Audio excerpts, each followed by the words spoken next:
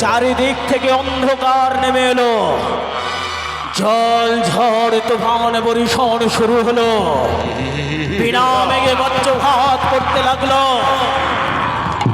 সবাই প্রাণ ভয়ে কেঁপে উঠলো, চিৎকার করে বলে উঠলো, বাঁচাও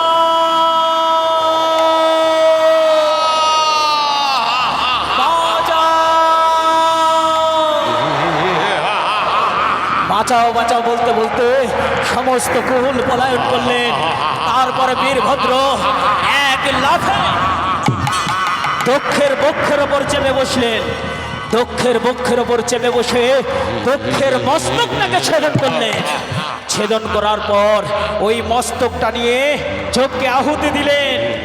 আহুতি দেওয়ার পর একটা ছাগলকে ধরে তার মাথাটা কেটে নিয়ে দক্ষের গলায় ঝুলিয়ে দিলেন। যজ্ঞটা হয়ে গেল লন্ড ভণ্ড।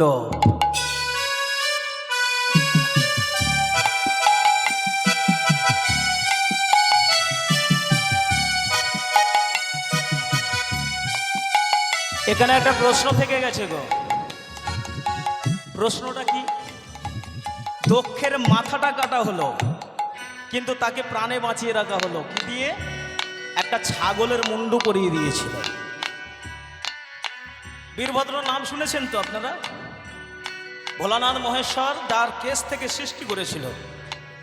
তাহলে ওই বীরভদ্র দক্ষ রাজাকে মৃত্যুদণ্ড দিতে পারত, কিন্তু ছাগলের মুন্ডুটা দিয়ে শিক্ষা দিয়েছিল।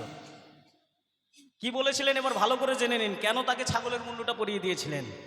ভক্তমণ্ডলী, ভোলানাথ মহেশ্বর যিনি অল্পতেই সন্তুষ্ট হন।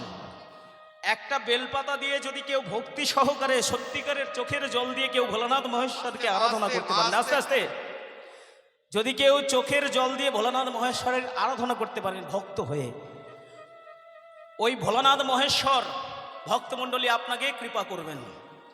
কারণ উনি অল্পতেই সন্তুষ্ট হন। এই অল্পতে সন্তুষ্ট হন বলে ওই ভোলানাথ মহেশ্বরের আর এক নাম কি জানেন? আশুতোষ। নাম শুনেছেন তো? ওই ভোলানাথ মহেশ্বরের অল্পতে সন্তুষ্ট হন বলে ওর নাম হলো আশুতোষ। আজকে সেই ভোলানাথ মহেশ্বর বীরভদ্রকে বলে দিলেন যে আমার শাশুড়ি নাম যার বীরিনা, অতিশয় সতী রমণী, তাই কোনো